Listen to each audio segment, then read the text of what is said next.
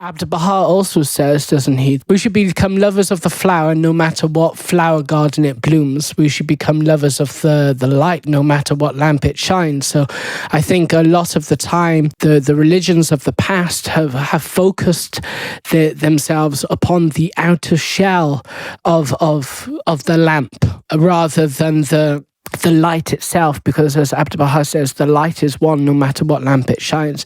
It's interesting, that topic, because you're talking about literalism within religion, and I think this is the main thing in terms of which the priests and the clergy of religion have got so wrong, is this literalist way of thinking. And again, that could be another podcast itself, focusing so much upon this dogmatism within literalism. It always reminds me of that Eddie Izzard joke when he says, Noah with the ark, and the ark sails off, and then there's a lion and tiger waving from the side. It always reminds me of that. And so, yeah, there's this literalism in which unfortunately, all the religions of this world possess has infested itself within religion, has caused people to become some of the most hardcore atheists in society, and materialists as well, humanists. In terms of Hitchens and Dawkins and Sam Harris and people like this. And in itself, that's also become a dogmatic thing in itself, like hardcore fundamentalist atheism has become a belief in itself. Yeah. They literally have groups of people in these atheist camps sitting around campfires and singing about how God doesn't exist. It's just like a paradox, to the religious world, which sing around, and so let's move on to this subject, and we have touched upon it. Does God allow evil? So again, it reminds me again of Eddie Izzard when he says, "Well, I can get with God, I can get with Jesus and what he says, but why didn't God come down and flick Hitler's head off?" So can you talk more about that? Does God allow evil? It goes back to my saying earlier about when Chris Fry says about the whole thing of a specific worm is to burrow through the eye of a human being, of a young boy, and it's the most painful experience. So if there is a God, why does he allow these horrible things to happen? Can you talk more about that? Yeah, again, this is why I wanted to start off by speaking about the next life, because our life, this physical world, is not our home. It's just something that we're passing through. It's not our paradise. It's the paradise of this world is for animals. And as such, it's a horrible thing to have happen with a worm crawling out of your eye. And so there are many, many horrible things that can happen in relation to the animal kingdom. I mean, bacteria, we don't usually look at them animal, but they're not vegetable, and they can destroy a body. It's not just that one example. There are millions of examples of where the body can be destroyed by something that exists on this physical world, volcanoes erupting, tsunamis and so on. But these are not created by God to destroy humanity. They're a natural occurrence of the natural world. We are destined for the spiritual world where the body will be left behind. And, I think as you get older, we all experience that there's going to be physical sufferings that we will go through. And we could turn around and say, well, God is cruel, allowing us to go through this. But it's an indication that this is not our home. Our home is the next world that we're preparing for.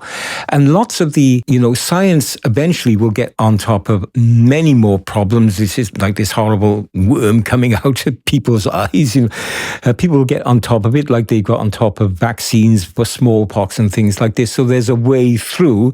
But in the last resort, all of us are going to die. Whether we die through some horrific thing like that, or we die peacefully in our bed, all of us are going to die. So why just focus on one thing which causes, terrible things with the body and eventually death? It's a natural thing. And one of the reasons why it's natural is because this planet has to recycle everything that's physical. It has to be recycled for it to be a constructive planet for future things that will grow.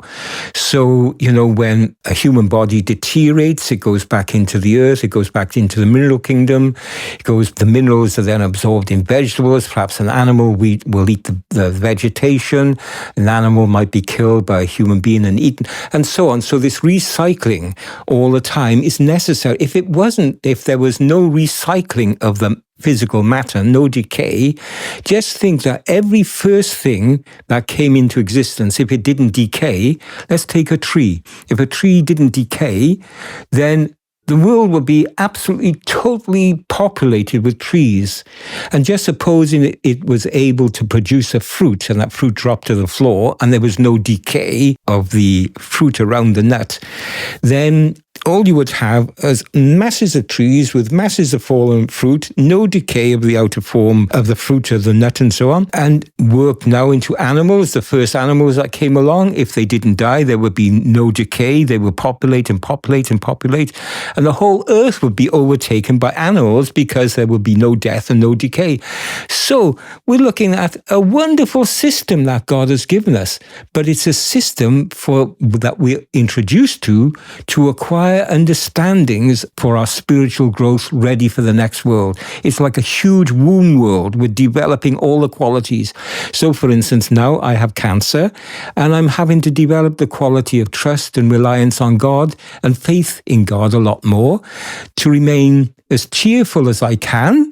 My beloved wife, she had cancer, and towards the end of that, she said, my role in life now is to remain cheerful. And that touched my heart because, she was suffering a lot. And I'm thinking that what a wonderful quality of the soul to remain cheerful through all this adversity. Baha'u'llah says to be generous in prosperity and thankful in adversity.